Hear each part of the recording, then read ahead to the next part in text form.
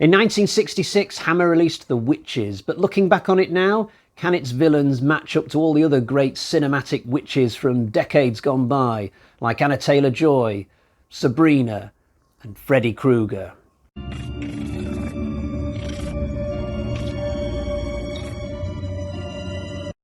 Hi guys, so before we get into it, the usual reminder that you'll find all my other Hammer reviews in my Hammer playlist, and there will be spoilers today if that bothers you. So we pick up the action in this in some distant African country. A British teacher is in some kind of trouble. She's packing up her things, about to make a quick getaway. In the distance we can hear the sound of drums. The locals are clearly closing in on this woman. God knows what she's done to them, offended their culture in some way maybe. If this was a cannibal film, I would absolutely have predicted that she would be next on the menu. As it is, we don't really get a gist as to what this opening scene is all about, and it's never even explained later on in the film. So it's sort of like a James Bond film in a way, where you get a separate adventure in the prologue, then the titles, and then the rest of the film seemingly has no connection to what we watched at the start.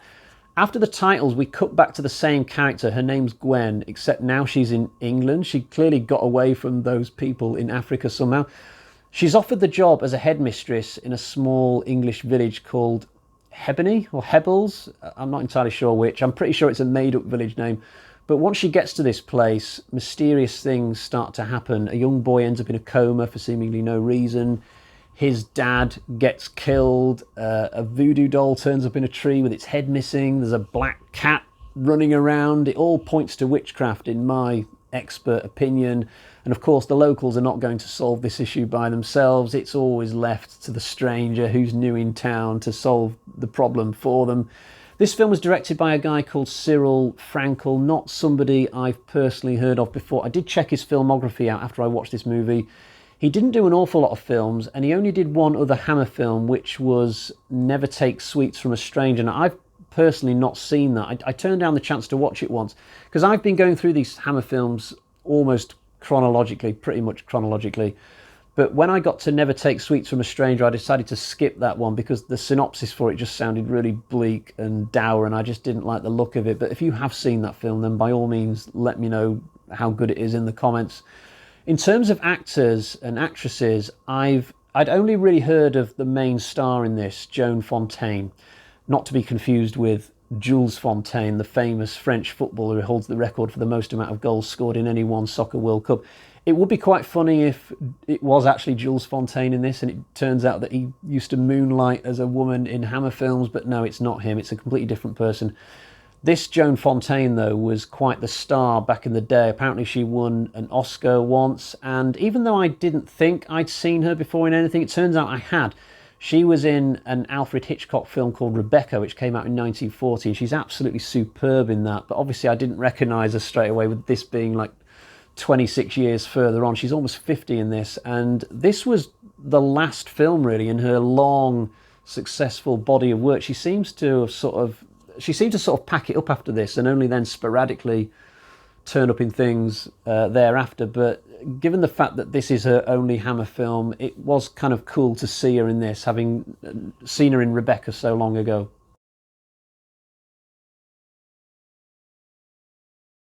So I'll say at this point that I really liked this film, so much so that I watched it twice in a week. But it was on the second viewing that I screwed in my more analytical brain, and that's when I spotted a few things that are probably the reasons why a lot of Hammer fans don't really count this as one of their favourites, because you never really hear people talking about this, or certainly I don't. The film is very slow in its first half. You see a lot of Gwen just walking around the village, settling in, getting a lie of the land, getting familiar with all the locals, and I think for some people there might not be enough going on during this first 45 minutes or so to keep them enthralled, keep them entertained. There are a lot of things happening that are crucial to the plot. You maybe just won't realise it at the time they're happening. The relationship between the two teenagers, for example. But I personally didn't mind the slow build-up. I do have a patient head for that kind of thing. I quite enjoyed watching Gwen settling into the village. Also, this village is absolutely gorgeous to look at. It's an amazing location for Hammer to have got for this film. I think it was filmed in somewhere in Buckinghamshire, but I suspect it's meant to be set somewhere more out towards Gloucestershire, Wales sort of way, just something to do with the accents, but I'm probably overthinking it. I didn't make a very good go of predicting what was going to happen throughout this film, so I've got to give the film credit for that. I was convinced that Gwen was an actual witch for the longest time. I presumed that the reason she was able to get out of Africa was because maybe she'd managed to barter her way out by agreeing to sort of become one of the tribe, drink some witch blood or something, I don't know. And I had more evidence that I was right when she arrives in the village, because a black cat goes to her house, and I thought, ooh, that cat is gravitating towards her because it knows that she's a witch. But I turned out to be completely wrong. I was even wrong about the amount of villains in this. So I presumed that when the secret coven popped out of the woodwork, it would turn out to be just 1-2 people, maybe. I wasn't expecting a big Wicker Man crowd. The only thing I did get right was that Stephanie turns out to be one of the witches. I mean, she's got a flashing red light over the top of her head pretty much throughout most of this.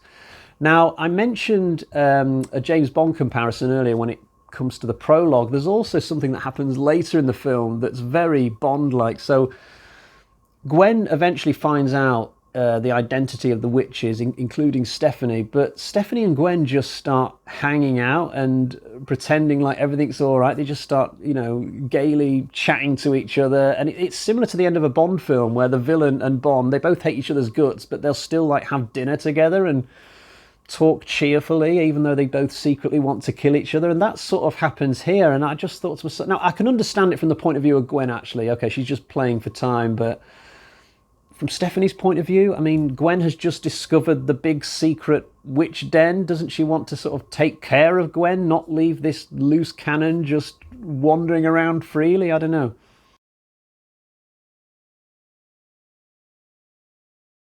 One of the best things about this, albeit it doesn't completely make sense, so every now and again Gwen wakes up really startled because she thinks there's like a voodoo ornament thing on her bedside chest of drawers. Now, the first time this happens, it is an hallucination.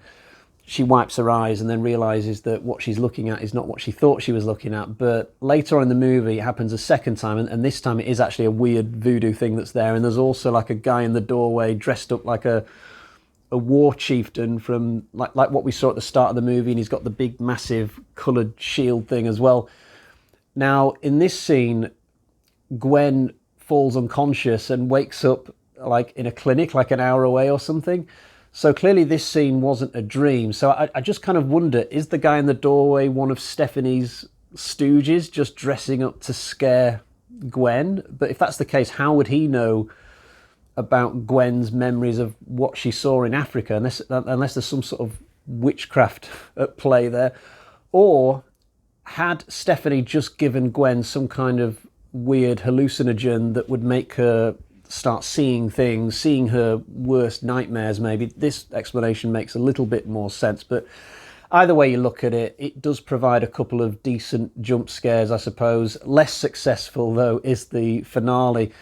This film is played quite serious for the most part. It's quite a serious mystery, and then when you get to the last 10-15 minutes, the tone just gets a little bit comical. So Stephanie does this ritual where her intention is basically to put herself into the body of one of the teenage characters, Linda, so she can therefore live longer. But the ritual is really weird. Basically, all of Stephanie's followers just start doing this really funny dance where they're like all sorts of bizarre hand movements and things going on. And I just chuckled through the whole thing. Plus, Stephanie herself is dressed in this like King Arthur outfit. Like, it's like she just went next door to some other film in some other genre and took it onto the set of The Witches.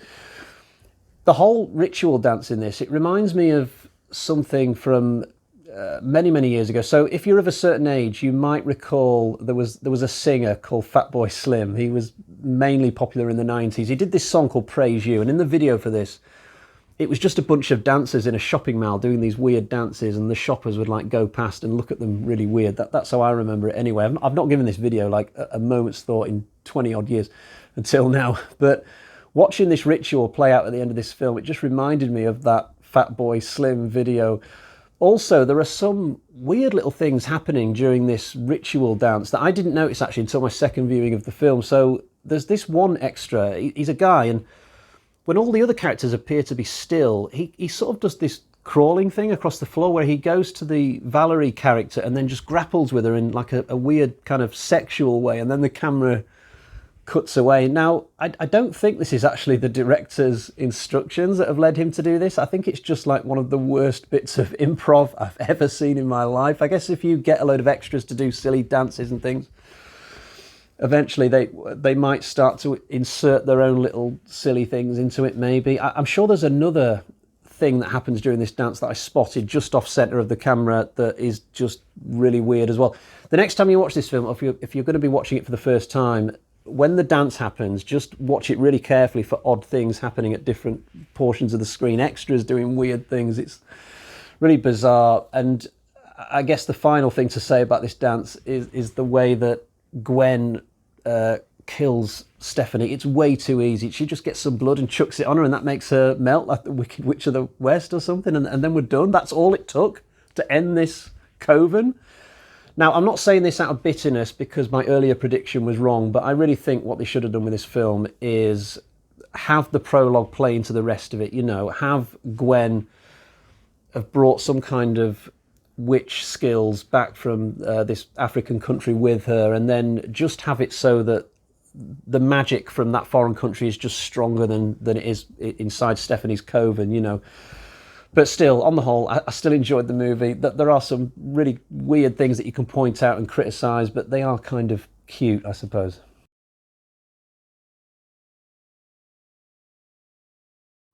Time to show you the version of the film that I've got. Here is my Blu-ray copy of The Witches, and let me tell you, Studio Canal have done an absolutely bang-up job with this. The picture quality on this film is stunning. This is about as close to 4K as you're ever going to get for a film from the 1960s. I mean, the colours of the village just spring off the screen. It's really impressive. The menu is quite memorable as well. It's all pink and colourful. It just made me want to press play as quick as I possibly could. There's not much in the way of features on the disc. I would have loved to have seen an audio commentary for this film. Just listen to other people talking about the bizarre things that you see in this film. But sadly, there's nothing on the film. No doco, no commentary. I went on YouTube a couple of nights ago just to gauge other people's opinions of The Witches, and like nobody's even reviewed it really. There's a couple of reviews on there that are like 2 minutes long, but there's no like proper reviews, no proper videos on this film. It's like it's a Hammer film that nobody's really interested in, nobody wants to talk about, which I just find kind of bizarre. Now, there is one special feature. It's a documentary called Hammer Glamour, albeit it's got nothing to do with The Witches.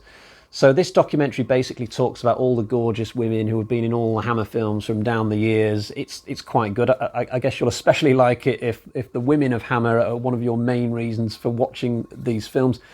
I watched the entirety of this documentary. It's over 40 minutes long. It's very, very good. It's one of the best documentaries I can remember being on any recent Hammer Blu-ray that I've seen. Right, so let's get to the bag of terror and find out what sort of score I'm going to give this movie. So we got 1, 2,